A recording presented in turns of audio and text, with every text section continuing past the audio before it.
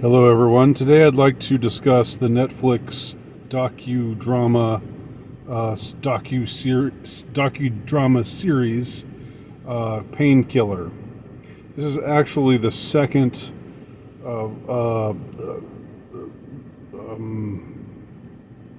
what do we call it? I guess it would be a mini series about the subject of OxyContin. The first was put out by some other streaming network. I think it was Hulu, and that one was called Dope Sick. It came out maybe about a year and a half ago, I'm wanting to say, and they both cover largely the same ground. The subject, of course, is the proliferation of OxyContin, the way that the makers of OxyContin, i.e., the Sackler clan, the way in which they were able to get this dangerous drug, which is, we're told is basically like heroin in pill form, maybe even more potent than heroin. But they found a way to make it legal and to get it proliferated to such an extent that it became this well, they call it an epidemic. I think you could just call it a scourge. You could just call it, I don't know, a mass addiction event. And in a way, it's still happening today, although the zenith of the OxyContin phase, the OxyContin vogue was maybe 20 years ago, 15, 20 years ago was when it was just all over the place and people were lining up, around the block to get, the prescription from various doctors who'd been talked into cooperating with Purdue Pharma and OxyContin, the makers of OxyContin, to put this dangerous drug out there. And what interests me about the subject is I think that I've had my own experience with chronic pain. It's nothing that debilitating. It's nothing that really has significantly affected my life, but it's happened, and ever since it happened to me, I became more aware of just the entire issue of pain, and I think I'd been somewhat glib about pain at earlier times in my life, especially in my youth. I thought, in a way, I kind of fetishized pain, just in the sense that, I thought there was like a kind of romanticism to the idea of, like I really admired ascetics who would deny themselves everything and who would wear hair shirts and whip themselves and things like that. I admired that kind of dedication. I saw it as, like the opposite of the hedonistic age in which we live, where everybody just lives for pleasure, and there's not this kind of brave new world scenario we've got going in a lot of ways today, where people don't think about non-materialistic matters, that they don't get they don't ever get into the spirit realm. It's more they stay on the surface of the body, and they just want to please the body and give the body what it wants. So as earlier in my life, as a way of intellectual and social rebellion against the hedonism and shallowness of the modern era, I sort of looked up to the the pain experiencer, or the notion of pain, embracing pain, and I even sort of thought to myself, I'm gonna I'm gonna do that someday. I will live this I will grow more disciplined, and I will live this kind of life where I will will myself to experience pain, and I sort of had all of these thoughts, and I think they were wrapped up in a well-meaning philosophy. But the thing was, I was naive because I didn't really know how bad pain could feel, and I didn't really know how debilitating the experience of dealing with pain on a day-to-day basis could be, and how demoralizing it can be. And ever since I became aware of that, which was when I started having my own issue with chronic pain, which again was never that serious, and which I've pretty much managed to take care of. But ever since that happened, I've been able to see pain in a different light, and to see it more for what it really is. And yeah, I still reject hedonism, but also at the same time, I don't think it doesn't do to be glib about pain, or to just see pain in a way that in this romanticized way that I had previously seen it. Because when you are consumed by pain, you're not in a spiritual realm. Not in my experience. It's not. I don't feel closer to God when I'm in pain. I find it harder to reflect on, spiritual things. I find it harder to reflect on, the more elevated things when I am in pain. It's just, I just want the pain to stop. And I think that's the experience of a lot of people, and a lot of people have it much worse than I ever had it. So I sobered up on the whole issue of pain. That's like a hopefully not too lengthy autobiographical account of my engagement with this subject. What makes me interested in this subject, and what makes me interested specifically in the OxyContin scandal, is I understand. This is an addiction that I can understand, even though I never got into opioids myself. I get it. I get why you would want to take something that would help you to feel better, and that would actually make you feel good. Like opioids. They say the appeal of heroin is that it gives you just this feeling of exultation, sensation of kind of a mellow euphoria. I get wanting to feel that way. I totally get it.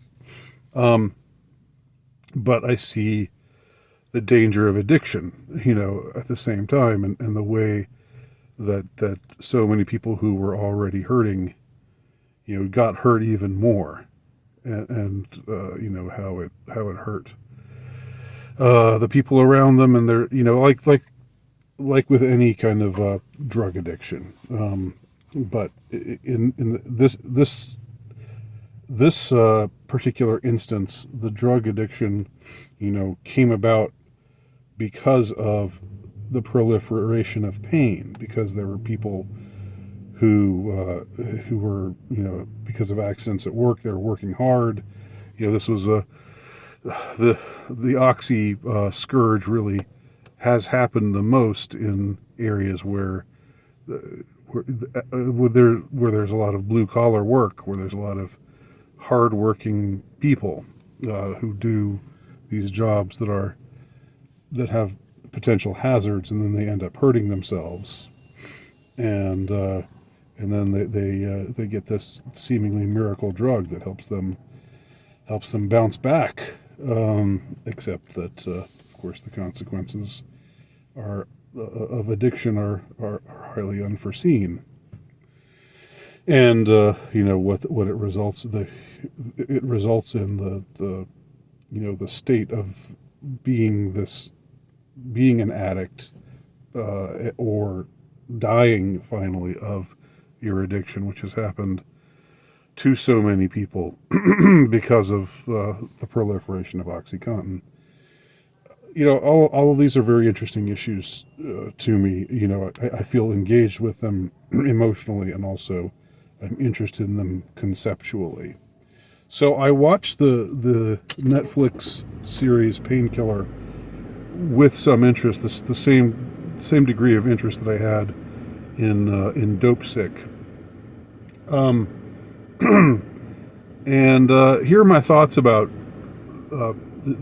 Painkiller. It's to me it was very watchable, and I watched it from the beginning to the end, and so in that sense, if getting me to watch it and getting me to watch it all the way through was the goal, then it succeeded in doing that. So it was entertaining, or it was engaging, at least on some level. While I was watching it, I was constantly thinking, I don't know about this particular aesthetic choice, and that the aesthetic choice that I'm referring to is there's an extensive depiction of excess. We see both the excesses indulged in by the addicts, and the effect that it has on them, but we also see the way in which the people who were like the pharma reps, where Purdue Pharma consciously recruited all of these attractive people, mostly attractive young women, to basically go to visit doctors' offices and sweet talk the doctor into prescribing this medication, and just the way in which these people were living, and the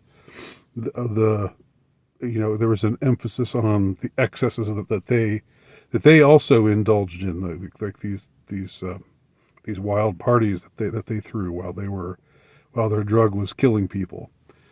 And through it all, there's the of course, just like as in Dope Sick, but this time with a more recognizable main character playing the main villain, the main Sackler villain. I can't remember his name right now. But this time Matthew Broderick plays the evil Sackler pharma guy, and in a way, this aesthetic depiction reminded me of something like The Wolf of Wall Street, Martin Scorsese's movie with Leonardo DiCaprio, where we saw the rise of this junk bond trader, to the highest of heights, and the excesses that he indulged in. It sort of has that same kind of feel to it, and that like they're going for these little, these snappy little visuals, and trying to make it more, I don't know, trying to make us see things in a sort of a amusing, even like slightly surreal light, sometimes rather grotesque light. I was never quite down with that, but I think what I had more of a problem with, and this is a complicated thing to explain, but let me do the best I can to explain it. The main narrator in the series is a woman who is a composite.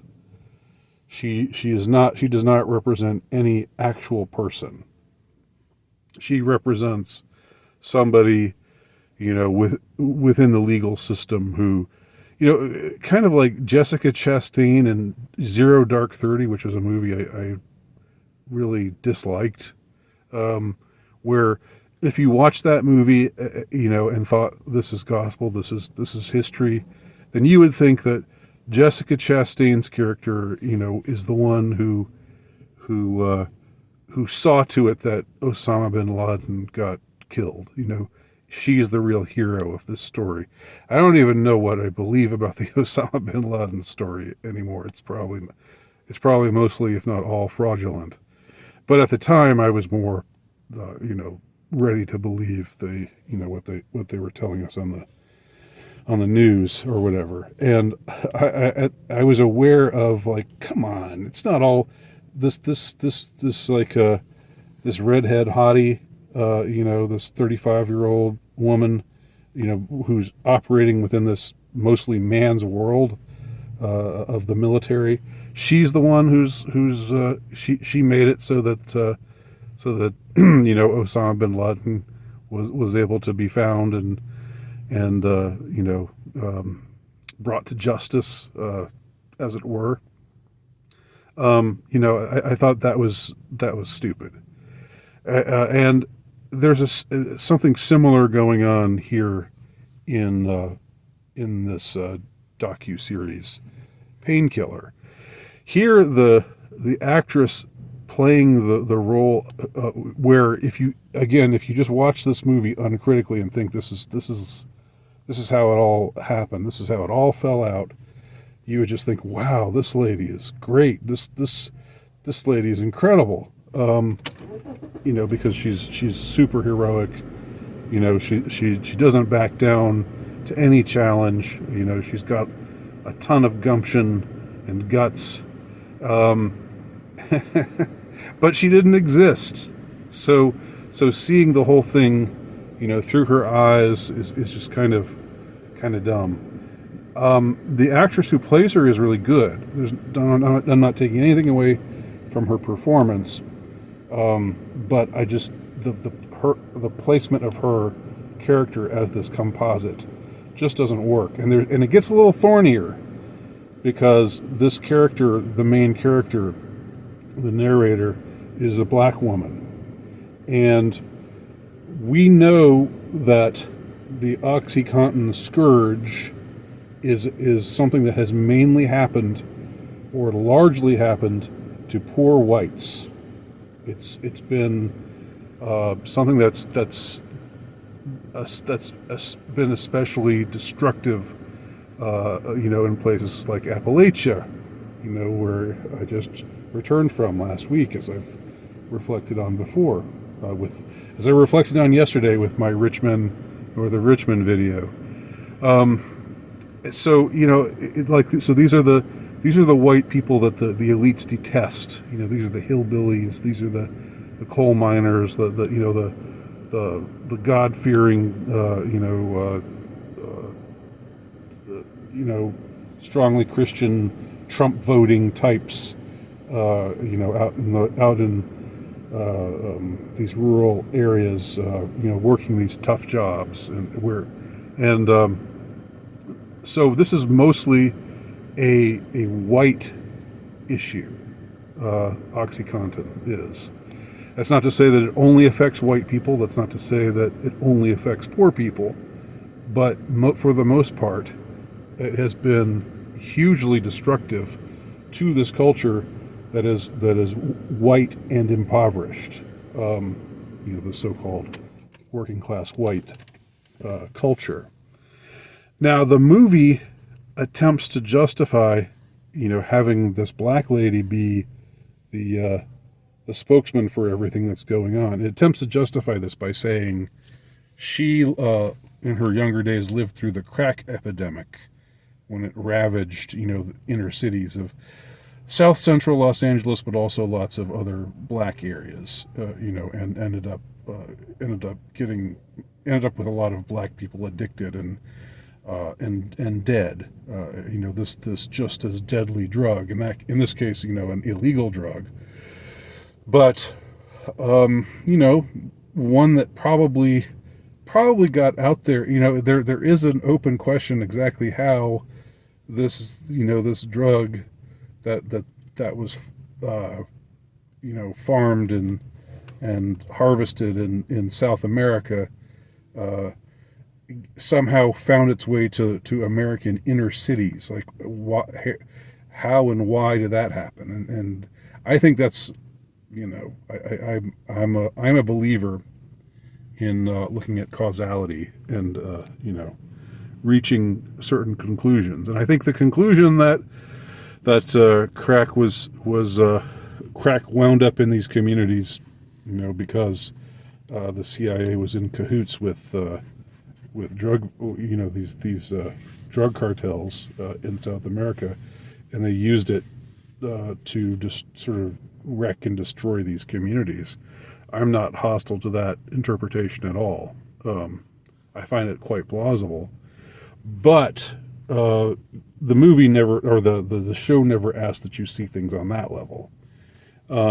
It's more just like this was a terrible drug problem that afflicted black communities, and this lady had this experience with seeing her people in her family die, and she's alienated from her brother because her brother became a seller of crack, and her mother died because of crack addiction, and so on and so forth. So somehow they're wanting to say, they're sort of wanting to say, this is what gives her such empathy towards this new drug that's being manufactured, and proliferated, and that's killing people, and what the FDA is colluding with the drug manufacturers because of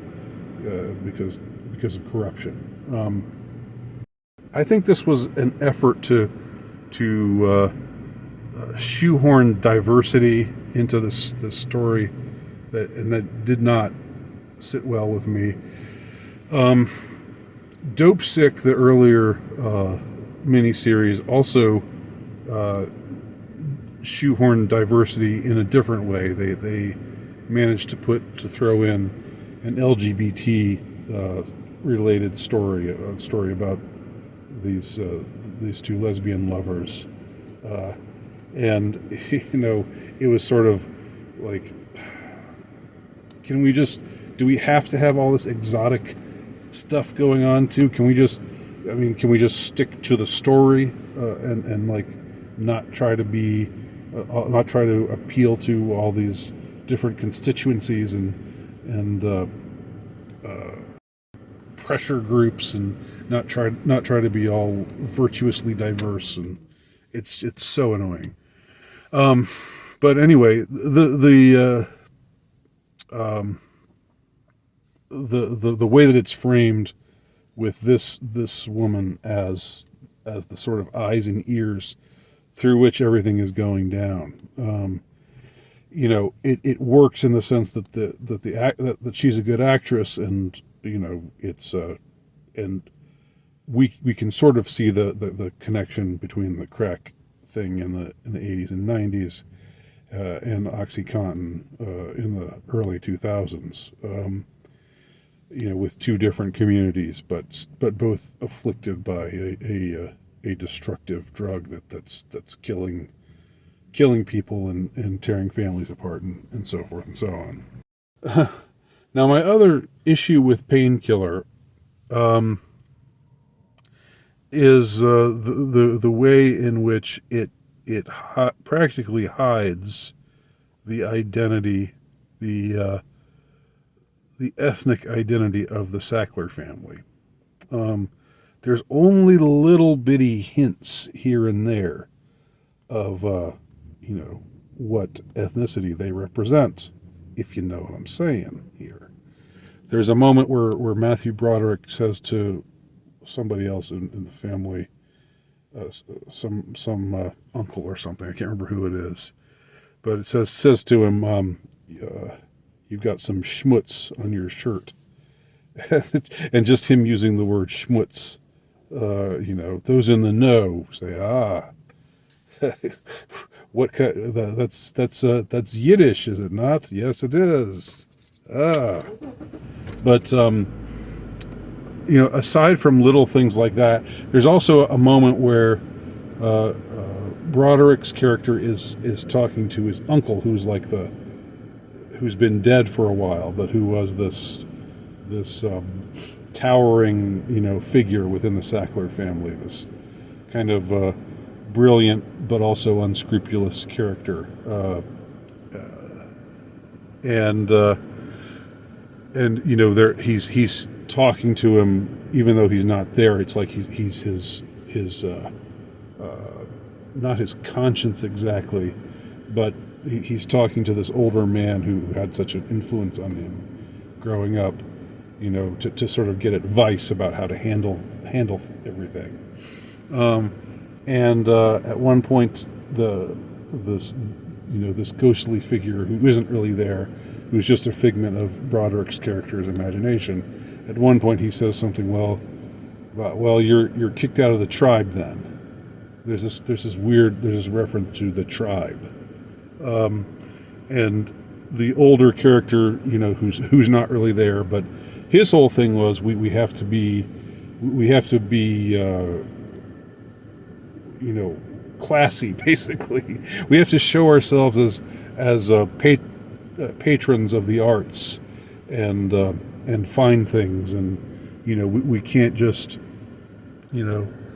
it's bad for what you're doing. He tells Matthew Broderick, what you're doing is bad for our image as a family, and there's so Broderick his character is saying, look, I don't care about all of that. I just want to make money, and I want to just continue to profit off of making this drug, and getting people getting doctors to prescribe it and getting people to take it. Although he has some sort of glib justifications here and there for that's supposed to be helping people, but really, we know that he doesn't care at all about people. So this miniseries, surprise, much like Dopesick before it, is very uninclined to draw attention to the Jewishness of the Sacklers, the Sackler family. Now, I guess you could say, well, what does it really matter that they were Jewish? I think it matters. I think it's part of who they are. It's part of their identity. Of course, it's a very it's a very hot button thing. It's a very difficult topic to address in today's climate, where Bradley Cooper having a nose, wearing a nose, something that makes his nose look bigger when he's playing the composer Leonard Bernstein, Jewish composer. Now apparently that's become this furor, and people are saying oy vey, like about something like that, where they gave him this, something that made him look more like the real Leonard Bernstein. It's just so stupid. It's so crazy. It's so ridiculous. So, I'm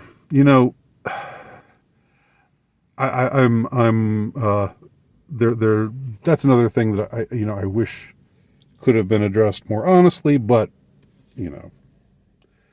what else can you really expect in today's world? I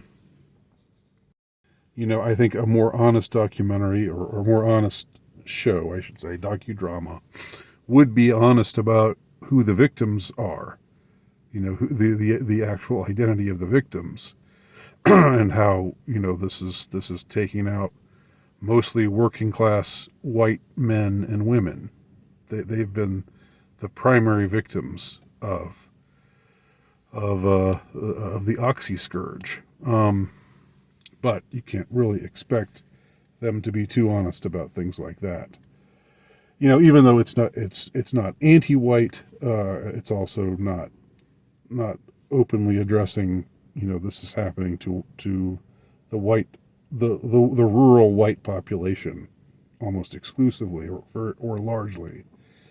Just like the crack thing happened mostly to inner city blacks, if not exclusively, then pretty predominantly. So all in all, I think, is it worth watching if you have Netflix? Yeah, I think it's worth watching. And I'd be interested in anybody else's assessment of anything I've said regarding the show or regarding OxyContin and pain, the other things I've discussed in this video. It's been kind of a wide-ranging video. I've kind of gone all over the place, and I'm over 30 minutes now. Gee whiz. Okay, I'm going to stop talking. Thanks for watching. Leave your comments below.